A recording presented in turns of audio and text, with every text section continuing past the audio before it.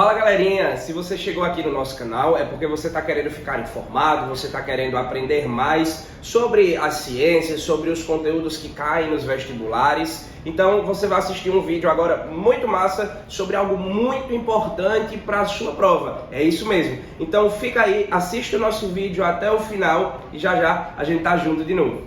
Hoje, como vocês podem ver, a gente vai começar um assunto novo, né? A nossa última aula, a gente ensinou histologia animal, que foi o estudo dos tecidos. E aí a gente viu 4 tecidos básicos: tecido epitelial, conjuntivo, muscular e o tecido nervoso. Lembrando que de todos os tecidos que a gente analisou, o mais importante é o tecido conjuntivo sanguíneo, que entra na formação do sangue. Veja que o Enem, né, gosta bastante de cobrar questões relacionadas ao sangue, tanto na parte celular, como também no plasma sanguíneo. É bom você sabe os outros tecidos? Sim, sem dúvida nenhuma. Mas quando você for estudar, você tem uma atenção maior a todas as informações sobre sangue, porque é o mais comum de ser cobrado. E aí, uma vez que a gente analisou a histologia, que é o estudo dos tecidos, agora a gente vai entrar no conteúdo de fisiologia animal. E aí, quando a gente fala sobre fisiologia animal, a gente está falando aqui sobre o estudo dos sistemas. Não esquece que sistema é um conjunto de órgãos, cada órgãozinho faz uma função específica. Mas quando esses órgãos eles trabalham junto, o sistema ele passa a ser funcional. Se a gente pegar, por exemplo, o sistema digestório, no sistema digestório, boca e na boca, dente, língua e glândula salivar, faringe, esôfago, estômago e intestino. Cada um tem sua função. Só que todos eles, em conjunto, eles vão garantir a função de digestão, que é para você conseguir pegar macromoléculas. Então, o sistema, gente, significa isso. E aí, o nosso primeiro sistema, que é o mais importante de todos, é o sistema nervoso. O sistema nervoso, ele vai ser mais importante de todos, porque ele controla todos os outros. Uma glândula sua para secretar um hormônio, ela tem que receber um estímulo. Um músculo para fazer um movimento tem que receber o estímulo.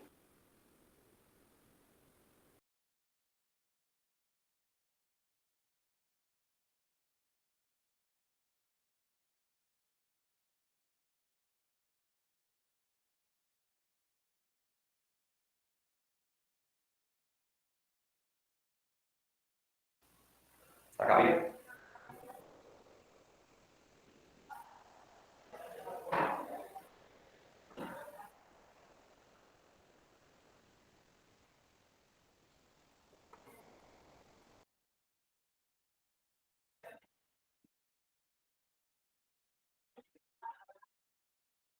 Oi? Não consegui ouvir agora? Não, de casa. Pessoal, vocês não conseguiram ouvir agora? Porque aqui está mostrando que está saindo som.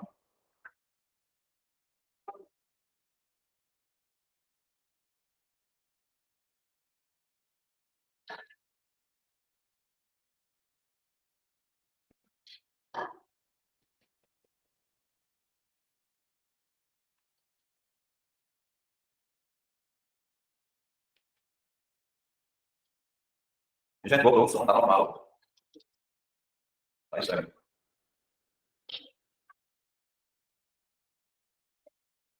Como se fosse só uma menina. Tá, como é que... Vamos lá, Paulo.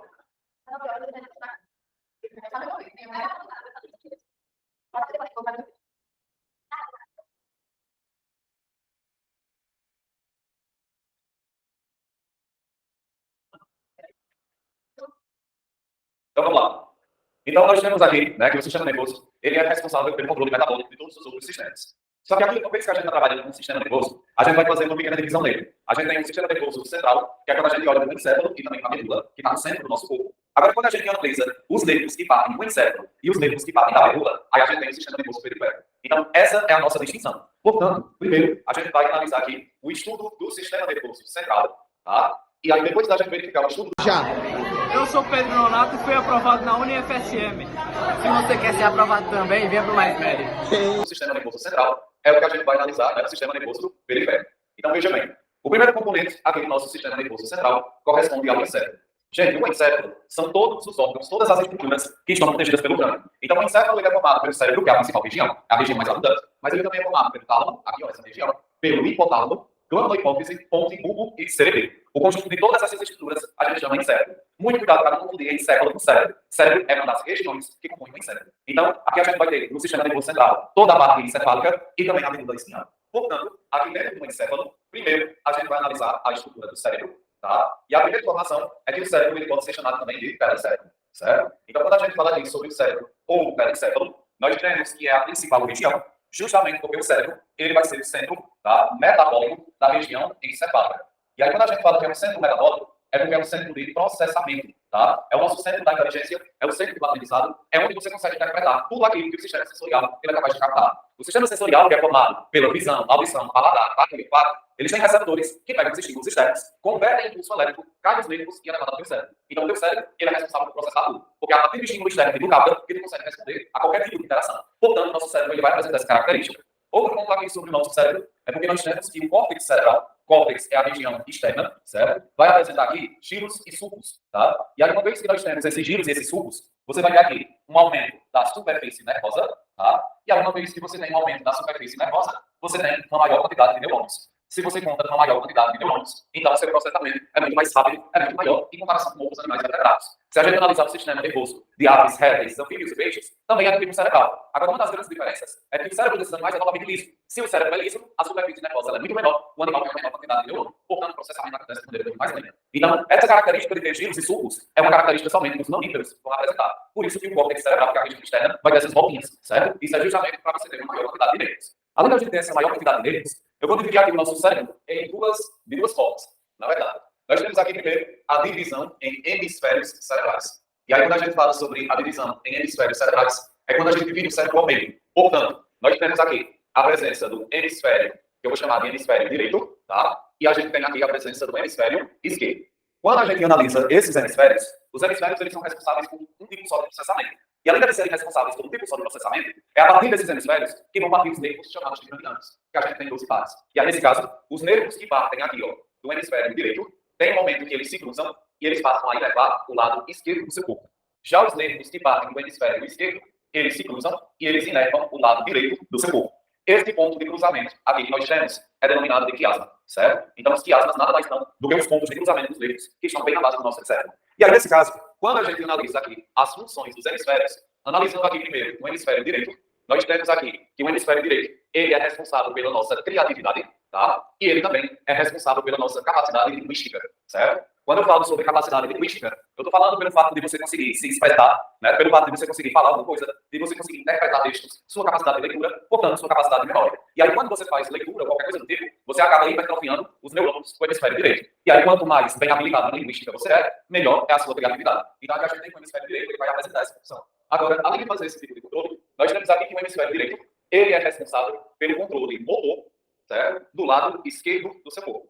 E aí, nesse caso, quando eu falo sobre controle motor, é porque os nervos cranianos, eles inervam órgãos e também a nossa parte muscular. Uma vez que os nervos eles passam por esse cruzamento, nós temos que o hemisfério direito, ele vai inervar o lado esquerdo do seu corpo. Então você tem esse controle a partir dessa região. Portanto, essas são as funções do hemisfério direito. Já o outro lado aqui, nós temos a presença do hemisfério esquerdo.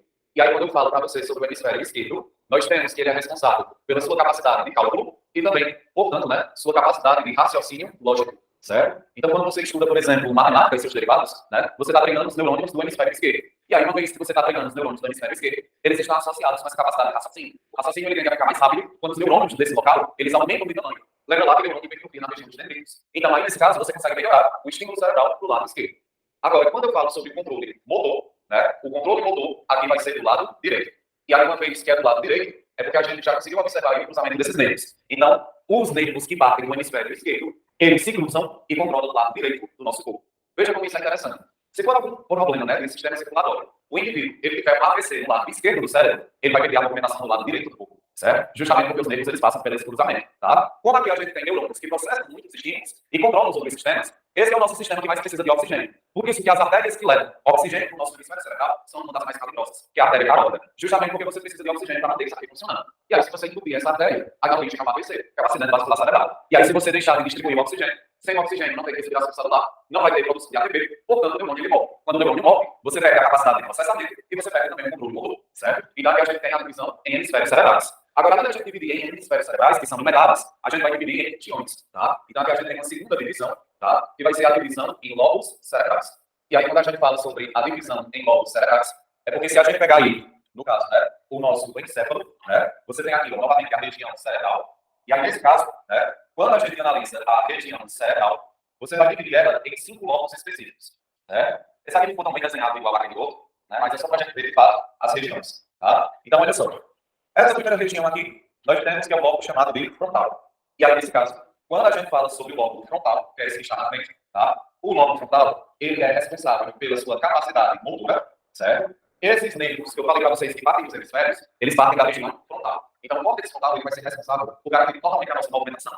E além da gente ter a capacidade motora, nós temos aqui também a capacidade de compreensão verbal, certo? E aí, quando eu falo para vocês sobre a compreensão verbal, é justamente o fato de garantir a nossa capacidade de comunicação, né? O nosso idioma, a nossa linguagem, né? Tem tudo a partir dessa região frontal. Essa região que forma a sudeste. Agora, além da região frontal, nós temos aqui a presença de uma região específica, que é o córtex pré-frontal, tá? O córtex pré-frontal, essa parte inicial aqui desse córtex. Essa região, ela só está presente nos mamíferos do grupo dos primatas, que é o nosso caso. E de todos os primatas, a espécie humana atual é a que tem o córtex pré-frontal mais desenvolvido. E aí, nesse caso, essa região chamada de córtex pré-frontal, ela está associada à nossa capacidade de julgamento, certo? E além da nossa capacidade de julgamento, nós temos aqui também a nossa capacidade de tomada de decisões, certo? Então, aqui a gente vai ver, né, que o córtex pré-frontal, ele vai garantir essas funções, certo? Todos os mamíferos apresentam o córtex pré-frontal, né? Só que aí você vai ver que nos primatas é uma estrutura extremamente desenvolvida. E isso está associado, né, à sua capacidade de sobrevivência, certo? Então, as decisões que você toma, o que você julga ser certo ou errado, é graças aos neurônios na região do córtex pré-frontal. É tanto que existe um hormônio que pode diminuir a atividade desses neurônios. É a ocitocina,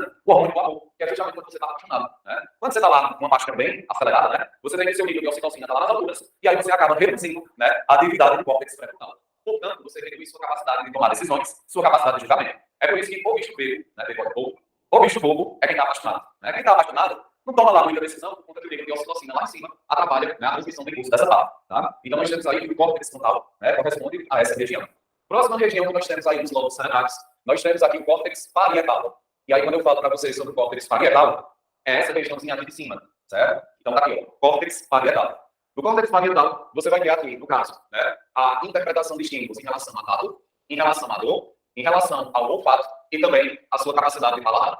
Então, quando o sistema sensorial ele manda informação para o seu sistema nervoso, essas são as regiões de processamento. Quando a gente estudou pele humana, nós vimos que a nossa pele é repleta de corpúsculos. Corpúsculos de Gauss, Pupine, Vater-Pacini, terminação nervosa livre. Quando qualquer informação associada à sua pele é captada, você tem que os nervos da pele vão captar essa informação e vão levar para o lobo parietal. E aí você consegue garantir o processamento. Por isso que você é capaz de captar a sensação de frio, sensação de calor, sensação de pressão na sua pele. E aí, a partir do momento que você processa, você pode responder. Se por acaso a sua pele está enviando a informação que está muito frio, o teu sistema nervoso prospecta do lobo parietal. E ele responde causando essa dos pelos para você ter mais calor na pele. Ele pode responder estimulando o espasmo muscular, e aí você fica com os microtremores, que é o calafrio, que é para produzir mais calor. Mas para você fazer a resposta, primeiro você tem que fazer o processamento. Se a tua pele manda a informação de calor, o sistema nervoso processa e a resposta é nas glândulas sudoríparas. E aí você vai começar a transpirar. Portanto, veja que essas informações, todas elas são processadas aqui no lobo parietal, certo? Olfato e paladar é a mesma coisa. Teu nariz capta as moléculas químicas presentes no ar e a língua, através das papilas, capta as moléculas químicas presentes no alimento. Você converte em eletricidade e aí os nervos levam para o lobo parietal para você conseguir processar.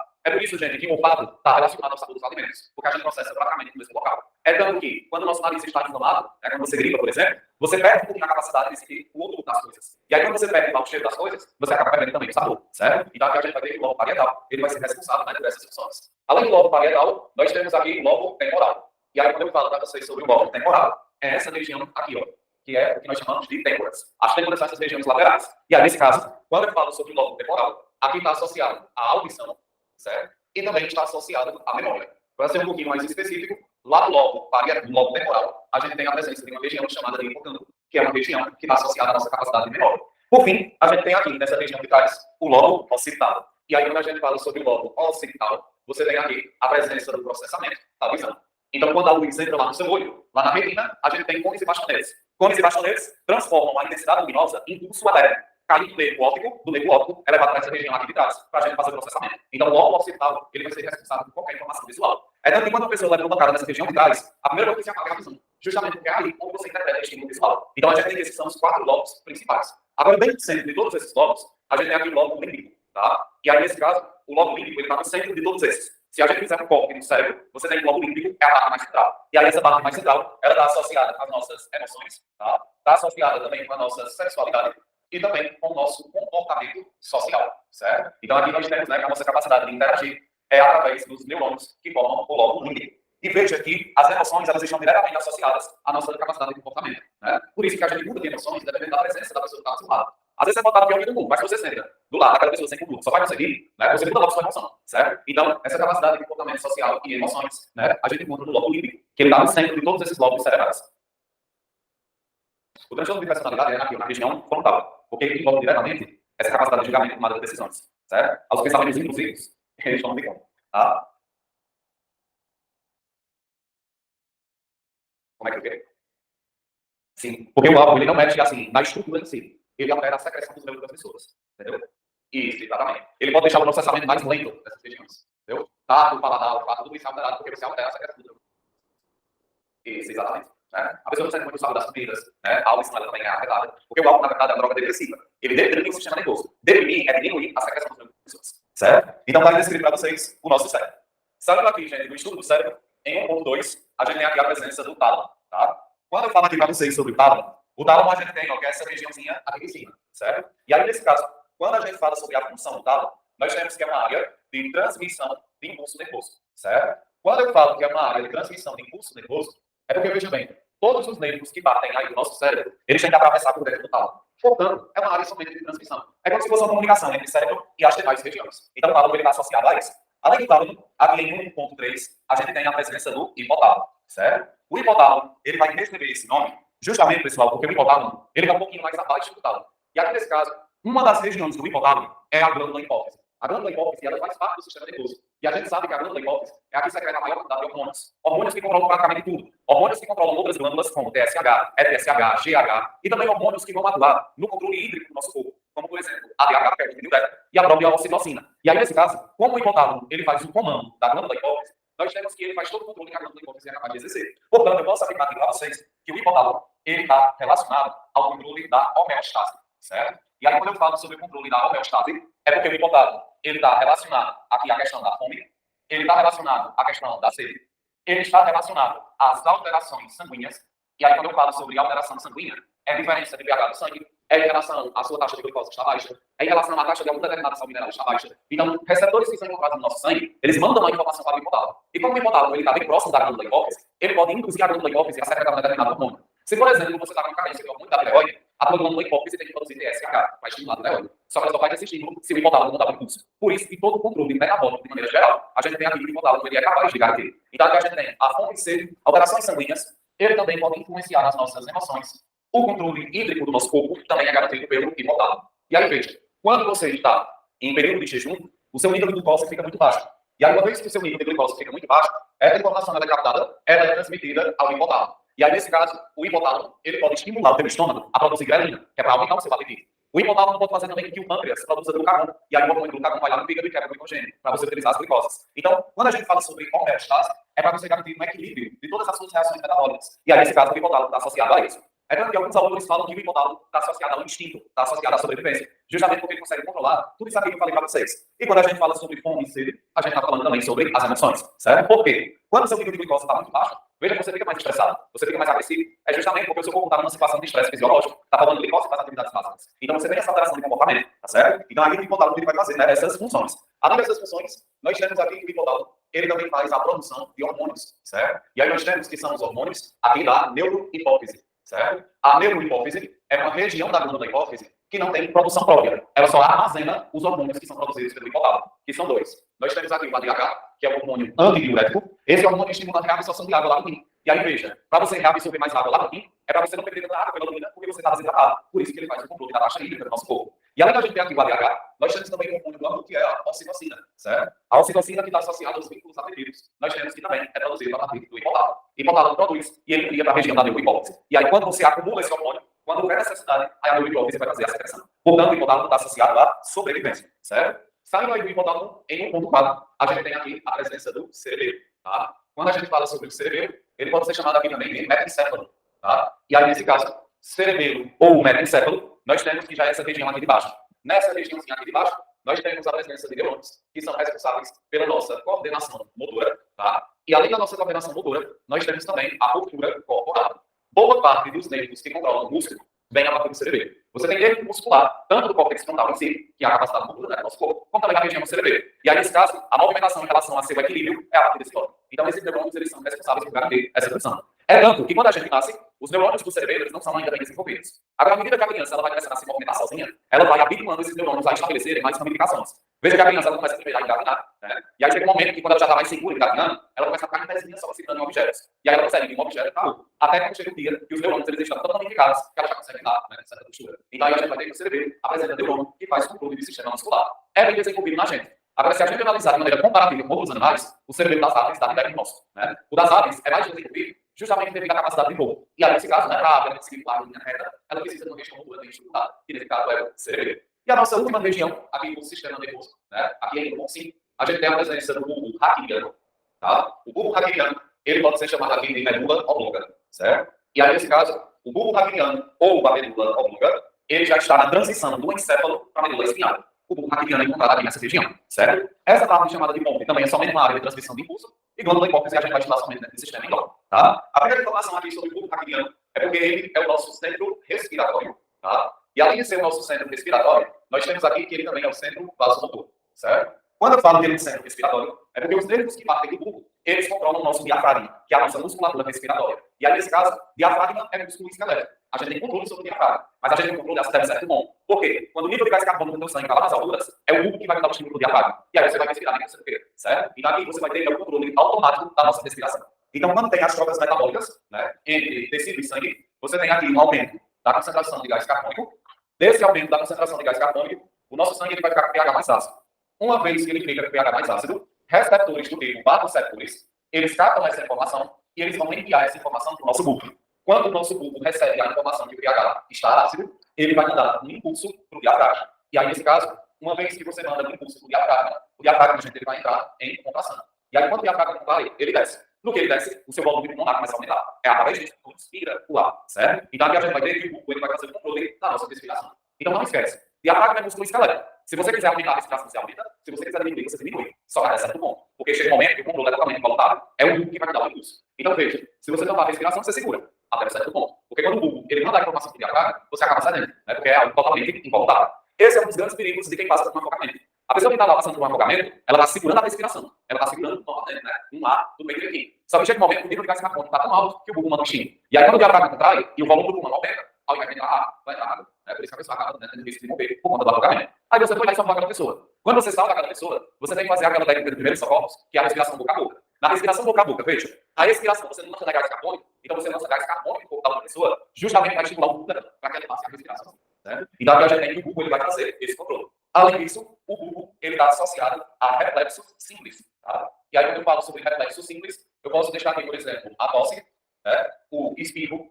Tosse e espirro é um reflexo para desobstruir suas vias aéreas, certo? A gente tem aqui também o reflexo do vômito, tá? Quando você consome alguma comida que até então está estragada, ou então pelo estômago não conseguir fazer a digestão corretamente, nós temos que o nervo do bulbo, ele manda o impulso lá para o estômago, o esfíncter estomacal abre, e aí o estômago faz o movimento peristal. E aí, nesse caso, a comida acaba voltando, certo? E a gente tem também aqui um controle simples, que é o piscar de olhos, certo? E aí, nesse caso, a função do piscar de olhos é garantir a lubrificação do globo ocular. Então, a gente tem aí que o bulbo ele vai fazer todos esses controles. Saindo aí do bulbo, nós temos a segunda região do sistema nervoso central, que é a medula espinhal, tá? Chamada aqui também de RAC, certo? Então vamos aqui para a gente analisar.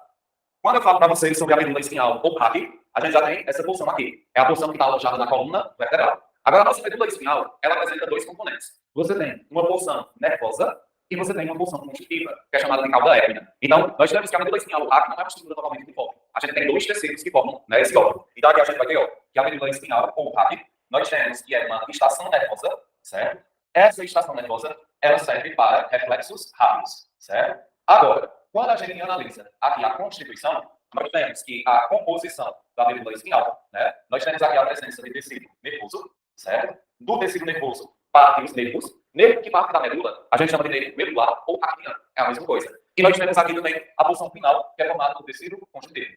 Esta parte, que é o tecido conjuntivo, é chamada também simplesmente de cauda equina, certo? Então, a cauda equina é essa porção final, que a gente vai encontrar a parte armazenada nas vértebras coxigeantes e sacrais. Agora, quando a gente pega as vértebras cervicais, torácica, lombar e uma parte das sacrais, é a parte nervosa, é tecido nervoso bipolar. Então, é daí que a gente vai encontrar aqueles neurônios associativos. Só que junto ao neurônio associativo, tem os nervos sensitivos, que levam a informação para a medula, e partindo dela tem os nervos motores. E aí a gente vai ter nervo medular espalhado por toda a nossa superfície corporal. Da mesma maneira que os nervos cranianos inervam tudo, os nervos medulares também. E aí a gente tem em torno de 31 pares de nervos que são medulares, certo? Então aqui a gente vai ter nervo que está ligado ao sistema muscular, nervo que está ligado ao órgão do sistema excretor, reprodutor, do sistema digestório. Todos os órgãos eles têm nervos de comunicação. Esses nervos podem vir do crânio, então podem vir também da medula. Portanto, a gente vai ter aí, né, a presença dessa composição.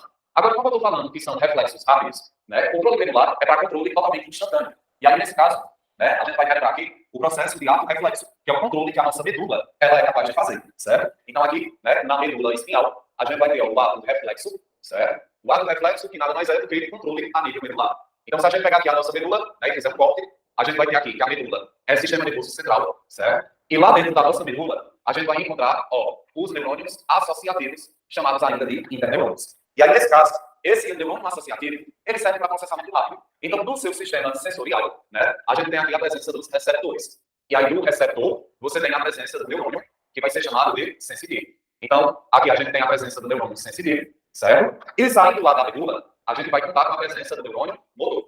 E aí, nesse caso, o neurônio motor, ele está ligado a músculos, ou então ele pode estar ligado aos órgãos. E aí, nesse caso, o neurônio motor é ele que dá a resposta medular. Só que para você dar a resposta medular, primeiro você tem que levar a informação. Então, o receptor da pele. Por exemplo, você encosta um objeto quente na sua pele. E aí, nesse caso, da pele, você tem um neurônio sensitivo que leva até a medula. Lá você processa. E aí você responde pelo neurônio motor. A resposta, que é o ato reflexo, é você afastar rapidamente a sua pele daquele objeto quente. Isso é uma resposta rápida. Então, veja que a medula, ela não interpreta dor, certo? Ela só faz a resposta rápida. Por isso que é uma estação nervosa para isso. Agora, se você manter a sua pele encostada no objeto quente, do neurônio associativo da medula, sobe do cérebro. E aí, lá no lobo parietal, você já tem a informação de tudo sendo processada, certo? Então, o ato reflexo é somente função a nível medular. Então, está descrito para vocês, né, a presença do sistema nervoso central, que conta com o encéfalo, que vai, né, ser correspondido aí pelo cérebro, tálamo, hipotálamo, cerebelo, e a gente tem a presença da medula espinhal. Agora, além da gente ter esses dois componentes, eu abro aqui uma observação, né, porque nós temos também estruturas de proteção desse sistema.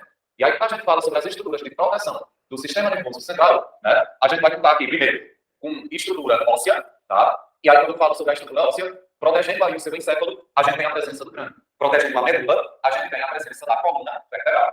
E aí, a partir do momento que nós temos a coluna vertebral, é na coluna que partem essas vértebras, que são as cervicais, torácicas, lombares, sacrais e coxigeanas. Agora, entre o órgão, né, e essa estrutura óssea, a gente tem a presença de 3 membranas que servem para acontecer impacto. Essas 3 membranas, a gente vai chamar aqui de meninges, certo? Então, aqui, quando eu falo para vocês sobre as meninges, né, nós temos a presença de membranas conjuntivas, certo? E essas membranas conjuntivas, elas são aqui, de amortecimento de impactos, certo? E além de elas serem de amortecimento de impactos, nós temos aqui que as meninges, elas também atuam na distribuição de nutrientes, certo? Então, aqui, distribui nutrientes pelo nosso sistema nervoso central. Então, as meninges são estruturas também que entram na proteção. Portanto, se a gente analisar aqui a presença dos órgãos, você vai ver o seguinte: você tem aqui, a parte óssea, certo? E aí a gente tem, a presença do crânio, tá? E bem aqui a gente tem a presença da coluna vertebral.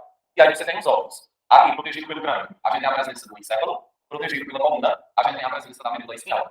E aí, entre osso e órgão, a gente vai contar com 3 membranas, certo? Essas 3 membranas, a gente vai dar o nome de meninge. Então, você tem aqui, a membrana mais externa, que é chamada de dura mater, certo? Essa membrana, além de ser a mais externa, ela é a mais resistente, justamente porque ela está em contato direto com a estrutura óssea, certo? Nós temos a membrana intermediária, chamada de aracnóide. Aracnóide recebe esse nome porque ela é rica em vasos sanguíneos. E os vasos sanguíneos dessa membrana lembram bastante as patas de uma aranha, porque ela é extremamente ramificada. Já que está em contato direto com os órgãos, a gente tem aqui a presença da pia láctea, certo? Então, são as meninges externa, mediana e a meninge interna. Detalhe, entre essas duas, a gente vai encontrar um líquido, que é chamado de líquido cefalo-raquídeo, tá? Esse líquido cefalo-raquídeo é o que permite o acontecimento de impactos, e também esse líquido, ele lubrifica encéfalo e medula, e ele leva nutrientes de um para o outro, certo? Então, as meninges, elas não são fixadas, elas ficam deslizando graças à presença desse líquido. É claro que quando você vai fazer uma cirurgia, né, geralmente nas cirurgias, você vai ter que utilizar uma anestesia geral, chamada de RAC. A anestesia RAC, ela é aplicada aqui na cauda épida, porque como aqui é tecido conjuntivo, se você lesionar, não tem nenhum problema. E na aplicação da agulha em si, você lesiona a medula. Só que como é na barra conjuntiva, você regenera. E aí, o líquido anestésico, ele cai no líquido cefalo-raquidiano, e aí esse líquido, ele vai subindo até ele se espalhar totalmente aqui, pela região encefálica, porque é um líquido que está entre as meninges, certo? Então aqui a gente vai ter, né, que o líquido cefalo-raquidiano, ele vai apresentar essa função. Entretanto, a gente tem um ponto negativo, né? Aqui você tem um líquido que lubrifica e espalha nutrientes. Só que quando o micro-organismo nocivo, ele cai no líquido cefalo-raquidiano, ele pode causar uma inflamação das meninges, que a gente chama de meningite, né? As bactérias que causam meningite são principalmente de 2 espécies. Neisseria meningitidis, e a gente tem a Haemophilus influenzae. E aí, quando elas entram na meninge, elas causam inflamação. Inflamação, a gente viu dentro do sistema imunológico, que causa edema, causa inchaço. Só que o problema é que o inchaço é entre o crânio e o encéfalo. Portanto, o inchaço aqui das meninges, você vai começar a comprimir os nervos encefálicos. Por isso que o indivíduo ele tem fortes dores de cabeça, tem risco dele ter um ataque epilético. E a região da nuca, que é uma região do crânio, ele é um pouco mais flexível, ela fica mais inchada, né? Tem uma rigidez na nuca, graças à presença dessa inflamação. Agora, além de bactérias, existem fungos que causam também meningite, certo? O fungo que causa meningite é o Cryptococcus neoformans. É um fungo que a gente consegue obter ele através de fezes de pombo ressecadas, certo? Então, as fezes desses animais, quando ressecam,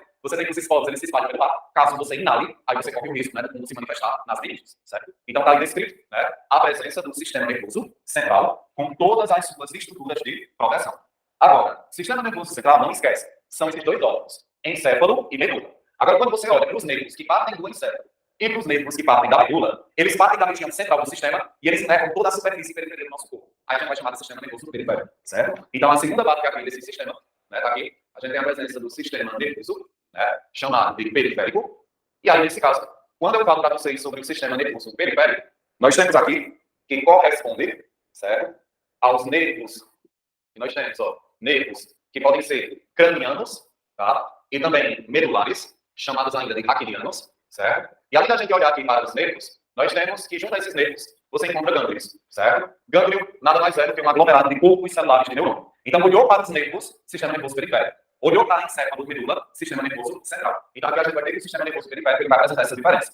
Um outro ponto aqui que a gente tem que saber sobre o sistema nervoso periférico é em relação à divisão. Aqui, nesse caso, nós temos sistema nervoso periférico chamado de somático, certo? E nós temos aqui também sistema nervoso periférico chamado de autônomo.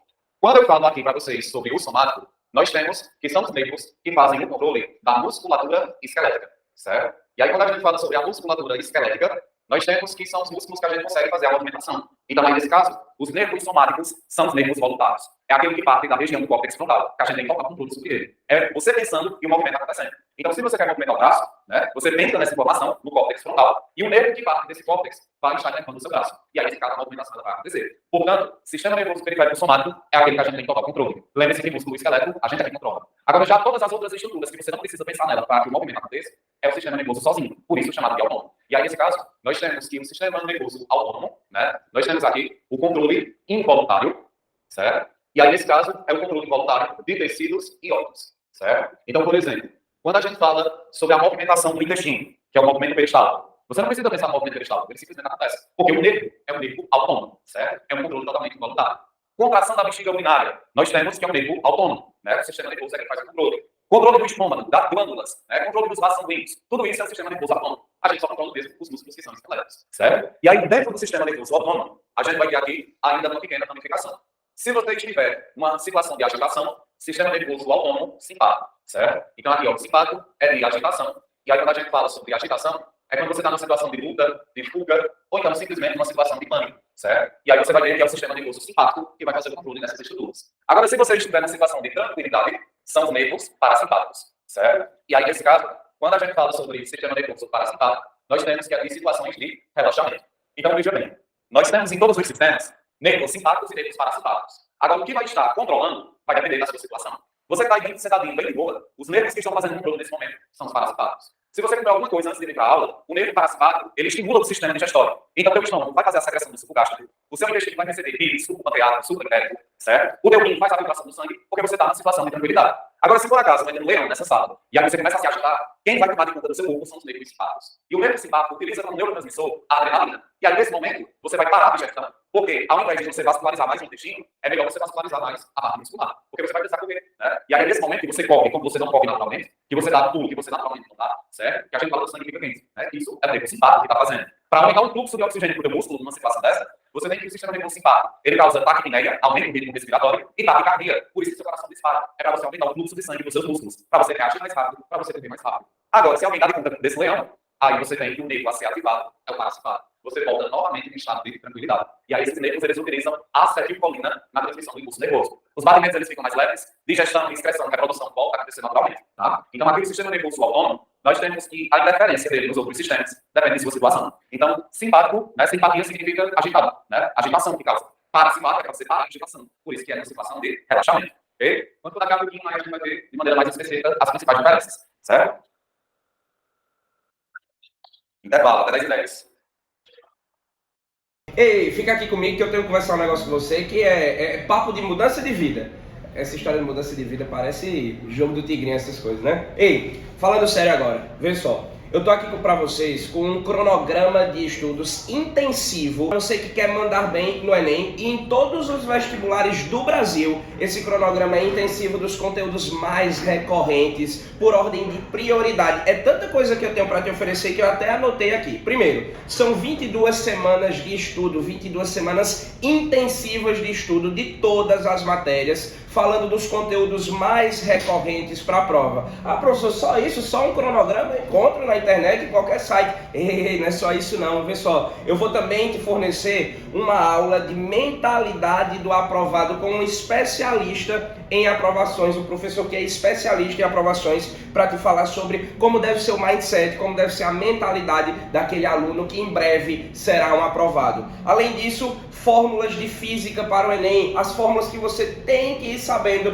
para a prova do Enem, para você gabaritar a prova de física, tá bom? Também estratégias de prova, o que fazer ali na hora da prova, se resolve as mais difíceis, as mais fáceis, tudo isso com um professor especialista para te passar todas as estratégias de prova, estratégias matadoras para você gabaritar as suas provas aí. O professor não acaba mais não, calma que tem mais coisa. Técnicas de estudo eficiente, o que você precisa para otimizar o tempo. A gente sabe que tempo vale ouro, então técnicas de estudo eficiente para que você consiga aprender a maior quantidade de conteúdos em menos tempo, tá certo? E para fechar tudo com chave de ouro, um método de revisão, como as revisões precisam ser feitas, beleza? Ei, professor, acabou? Claro que não. Os 50 primeiros compradores de tudo isso que eu te falei, que tem um preço irrisório, os 50 primeiros compradores vão concorrer a um mega aulão para revisão da UniFSM ou da Unifip. Então não fica de fora, garante sua vaga, são vagas limitadas, a gente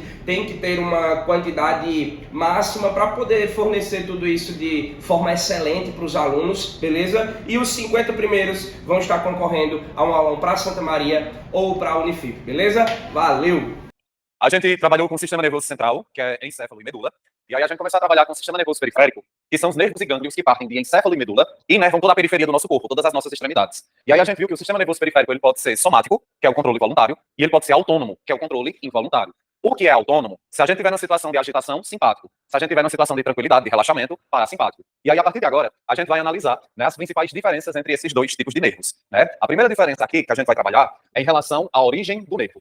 Quando a gente fala aqui sobre o parasimpático, nós temos aqui ó, que o parasimpático, né, você tem aqui a presença ó, dos nervos, tanto na região craniana, como também na região sacral. Então, o sistema nervoso parasimpático, nervos que partem do crânio e nervos medulares da região sacra, certo? Então, aqui a gente tem ó, origem crânio-sacral. Tá? Já no caso, quando eu falo para você sobre nervo simpático, o nervo simpático está aqui, ó, nessa região intermediária. Então tá aqui, ó, sistema nervoso autônomo simpático. Portanto, eu posso afirmar aqui, ó, que a origem é tóraco-lombar, certo? Então tá aqui, ó, esses nervos, eles partem dessa região. Beleza, essa é a primeira diferença, é o ponto de inserção do nervo. A segunda diferença é que esses nervos, como eles inervam praticamente tudo, a gente tem um nervo que sai diretamente, ó, gente, do órgão, aí tem um gânglio e tem um segundo nervo. E aí, nesse caso, a gente tem que analisar as sinapses que acontecem no sistema nervoso autônomo. Então, quando a gente pega aqui as sinapses, é quando a gente olha para os nervos, certo? Então, você tem aqui, ó, o primeiro nervo, gânglio, e a gente tem o segundo nervo. Quando eu analiso aqui para vocês o primeiro nervo, é sempre utilizado a acetilcolina. Eu coloco aqui na forma abreviada ACH, certo? Já a segunda sinapse também é utilizado a acetilcolina. Quando eu pego aqui um nervo do tipo simpático, aí você tem ó, o primeiro nervo, gânglio, e aí a gente tem a presença do segundo nervo. Aqui a gente tem que a primeira sinapse é a acetilcolina, mas a segunda já vai ser utilizado a adrenalina, certo? Então aqui a gente vai ter, né, a presença de um nervo em contato com o outro, e você tem um gânglio entre eles. Por isso que você pode ver no livro, né, nervo pré-ganglionar e pós-ganglionar. Então veja que a adrenalina é utilizada nesse segundo nervo. Por isso que o sistema nervoso simpático está associado à agitação, certo? Além da gente analisar aqui as sinapses, aí a gente vai começar a trabalhar agora, né, com os tecidos e órgãos que podem ser afetados. Primeiro, a pupila, certo? A pupila é uma região da nossa coroide, que é a segunda camada do olho, e a pupila ela é responsável pelo controle da intensidade luminosa. Quando sua pupila está contraída, entra pouca luz pelo cristalino. Quando ela está mais relaxada, dilatada, entra mais luz. E aí, nesse caso, nós temos aqui numa situação de tranquilidade, a sua pupila ela entra em contração, já numa situação de agitação, né, você tem que a pupila ela dilata. A dilatação é o relaxamento. É por isso que quando você está muito agitado, que o seu corpo está com nível alto de adrenalina, a sua pupila dilata. No que sua pupila dilatou, aumenta o campo visual do seu olho. E aí você consegue enxergar melhor, tanto para frente como também lateralmente, certo? Se você tem, por exemplo, um gato em casa, você consegue ver bem direitinho o momento que o sistema nervoso simpático entra em ação, certo? Gato é um bicho muito sabido, gato gosta de dar o bote em qualquer pessoa, inclusive no dono. Quando você está brincando lá com seu gato, que a pupila dele fica bem grande, é porque os nervos simpáticos estão tomando conta. A qualquer momento ele vai dar uma mordida em você, certo? Então essa dilatação, esse aumento de campo visual, está associado ao sistema nervoso simpático, que é aquele que a gente ativa em situações de agitação. Além da pupila, nós temos que analisar aqui também o sistema respiratório. E aí, quando eu falo para você sobre o sistema respiratório, se você estiver numa situação de relaxamento, a gente tem aqui a bradipneia, certo? Ou seja, você fica com a respiração mais leve. Então, suas inspirações elas ficam mais curtas. Agora, numa situação de agitação, como geralmente você ativa ela quando você precisa correr, fugir de alguma coisa, você aumenta o fluxo respiratório. E esse aumento do fluxo respiratório, a gente chama de taquipneia, certo? Da taquipneia, você tem broncodilatação, certo? Então, o seu brônquio, ele fica dilatado, e aí você consegue inalar mais ar. No que você consegue inalar mais ar, mais oxigênio vai para o teu músculo. E aí é por isso que você consegue correr mais rápido, certo? Nós temos aqui também alterações a nível de sistema circulatório. E aí, quando eu falo para vocês sobre o sistema circulatório, primeiro, o coração, né? Numa situação de relaxamento, você tem bradicardia. A bradicardia é a diminuição dos batimentos cardíacos. Numa situação de estresse, de reação, de fuga, você tem o contrário, que é o que a gente chama de taquicardia. Então, o nervo simpático, ele vai estimular o nosso marca-passo lá no coração a emitir mais impulsos. Por isso que os seus batimentos eles ficam mais acelerados. É tanto que quando uma pessoa infarta, além da massagem cardíaca para tentar trazer o marca-passo de volta, pode ser também feito lá a administração de adrenalina, porque a adrenalina ela estimula os batimentos. E aí veja que quando tu tá na situação de pânico, uma situação que tu tem que lutar, que tu tem que fugir, o seu coração ele dispara. Então o fluxo de sangue entre os tecidos é muito maior. E esse fluxo está associado à quantidade de oxigênio que você está recebendo. Outro ponto que a gente tem aqui sobre o sistema circulatório é a vascularização. Quando você está relaxado, nós temos aqui, ó, vasodilatação periférica, certo? E nós temos a presença de uma vasoconstricção central, ok? Então, quando você está relaxado, né, você tem um fluxo de sangue maior na pele. É tanto que você, né, dissipa mais calor. Já numa situação de agitação, é o contrário. Na agitação, a gente tem aqui, ó, uma vasoconstricção periférica, certo? Gente, não precisa você ter tanto fluxo de sangue na pele no momento que você tem que reagir rapidamente. Veja que até quando você leva um susto, você fica pálido, né? Porque o fluxo de sangue da pele é diminuído, porque os vasos têm uma diminuição de diâmetro. Agora, embora você tenha a vasoconstricção periférica, você passa a ter uma vasodilatação central, certo? Essa vasodilatação central é para você aumentar o fluxo de oxigênio para os seus músculos, né? E também para aqueles órgãos que são mais importantes, como, por exemplo, o próprio coração. Então, essas são alterações que a gente encontra nessa situação de agitação. É também por conta do uso de adrenalina, que às vezes, quando uma pessoa, por exemplo, vai fazer uma cirurgia, e aí essa cirurgia é muito complicada, e a pessoa tem uma parada cardiorrespiratória, para tentar reanimar o coração, vai ser utilizada adrenalina, para causar ataque cardíaco. Só que em contrapartida, o excesso de adrenalina, você tem uma diminuição do fluxo de sangue periférico. Então, os seus dedos vão deixar de receber tanto sangue. E às vezes, na carência de oxigênio, a ponta do dedo começa a necrosar. É aqueles casos de pessoas que vão fazer cirurgia e tem que apontar o dedo, ou então a mão, ou então às vezes até o próprio braço. É porque a adrenalina faz isso. Ela reduz o fluxo de sangue periférico para aumentar o fluxo de sangue central. E aí, uma cirurgia complicada, é muito melhor você salvar os órgãos vitais do que o dedo. Na verdade, é melhor salvar o dedo, né? Mas, né, quando a adrenalina tem que ser utilizada, existe um risco muito grande disso acontecer. Além do sistema circulatório, nós temos aqui o sistema digestório. E aí, quando eu falo para vocês sobre o sistema digestório, quando você está numa situação de relaxamento, nós temos aqui, ó, que o sistema nervoso parasimpático estimula. Já no caso, sistema nervoso simpático inibe, certo? Então, se você aí está todo tranquilo, você tem que o sistema nervoso, ele vai estimular o sistema digestório. Então você tem salivação, você tem captação de paladar, você tem os movimentos peristálticos, o estômago lança o suco gástrico, a vesícula biliar lança a bile no intestino, o pâncreas lança o suco pancreático, então tudo funciona. Agora, quando o teu sistema digestório está funcionando, ele fica extremamente vascularizado. Por isso que a gente tem um estímulo somente do sistema nervoso parasimpático. Numa situação de agitação, você vai inibir todos esses órgãos. E aí o alimento ele deixa de ser digerido ali naquela situação. Então, se você tem alimento no estômago e você leva um susto muito grande, ou então você passa por uma situação de estresse, nesse caso o alimento ele vai deixar de ser digerido, ele vai estacionar ali. E aí você vai garantir com que o sangue que estava ao redor dos órgãos digestivos, ele seja direcionado para o músculo. Porque naquele momento você está precisando fazer um movimento mais rápido, certo? Então, a inibição, ela vai acontecer. Continuando aqui desse outro lado, né, nós temos também a análise do sistema excretor. E aí, quando a gente fala aqui, ó, sobre o sistema excretor, certo? Nós temos aqui que o sistema nervoso, né, do tipo parasimpático, ele estimula a excreção, certo? E, nesse caso, o simpático inibe. Enquanto você está relaxado, está acontecendo a filtração do sangue, porque o sangue ele continua correndo pelos rins, e você também tem um total controle da bexiga urinária. Agora, quando você tem o sistema simpático sendo ativado, a adrenalina vai inibir o funcionamento desses órgãos. Nesse momento, você deixa de filtrar o sangue e você também perde o controle da bexiga urinária. Portanto, se a bexiga estiver muito cheia, ela pode relaxar de maneira involuntária por conta da inibição. É aquela situação que tu levou um susto tão grande que mijou nas calças, né? Então, isso é a ação do sistema nervoso simpático sobre esses órgãos, tá? Por fim, a gente tem aqui a análise do sistema reprodutor. E aí, quando a gente fala sobre o sistema reprodutor, tá? Nós temos aqui, ó, o seguinte. No sistema nervoso parasimpático, né, nós temos aqui o processo de ereção. Tanto a ereção peniana, como também a ereção clitoriana. Então, aqui, somente numa situação de relaxamento, né, vai ter um aumento de fluxo de sangue para os órgãos genitais. Porque a ereção é justamente quando o órgão genital ele retém sangue. E aí, nesse caso, o parasimpático, ele é quem vai fazer esse estímulo. Por isso que se você estiver bem agitado, nada vai subir, certo? Porque a ereção depende desses nervos para fazer o controle. Já no caso, na passagem das secreções, que a gente chama de ejaculação, na ejaculação peniana e também a ejaculação clitoriana, você tem aqui que o estímulo é graças ao sistema nervoso do tipo simpático. E aí, nesse caso, a ejaculação é a passagem de secreções por esses órgãos, certo? Então aqui a gente vai ter que o sistema nervoso simpático, ele atua, né, nessa parte, que é a ejaculação em si. É tanto que no momento da ejaculação, a pessoa vai sentir os efeitos do sistema nervoso simpático nos outros órgãos. A pupila dilata, aumenta o fluxo respiratório e também dá taquicardia, certo? Então aqui a gente vai ter, né, que o sistema reprodutor, ele vai ser estimulado por conta disso. Outros pontos aqui que eu posso analisar ainda dentro do sistema nervoso simpático é, primeiro, piloereção, certo? Na piloereção é porque os nervos simpáticos, eles causam a ereção dos pelos, já o parasimpático é totalmente indiferente, ele não tem nenhum controle, certo? Veja que quando você leva um susto muito grande, os pelos eles ficam totalmente eretos, certo? Então isso é um efeito desse sistema. No nosso corpo, piloereção é só para reter calor. Agora, em outros animais, quando o animal ele se sente ameaçado, a piloereção serve para protegê-lo. O animal, ele vai fazer a ereção de todos os pelos, e aí dá a falsa impressão dele ser maior, dele ter um porte físico maior. E aí, nesse caso, às vezes ele consegue assustar um predador por conta, né, dessa piloereção. Por isso que, veja, que animais que estão bem agitados, os pelos eles ficam totalmente eretos, certo? Sistema nervoso simpático também, né, ele garante quebra de glicogênio, para você utilizar, né, aqui a glicose, principalmente, né, aí nas vias musculares, certo? Por isso que você não sente fome no período de agitação. Nós temos aqui que ele pode estimular as glândulas sudoríparas no processo de sudorese. Você levou um susto tão grande que suou frio. É por conta que o nervo faz esse tipo de estímulo. A gente pode ter também aqui a liberação de endorfinas, tá? E aí quando a gente fala sobre a liberação de endorfina, a endorfina, ela vai ser um inibidor de dor.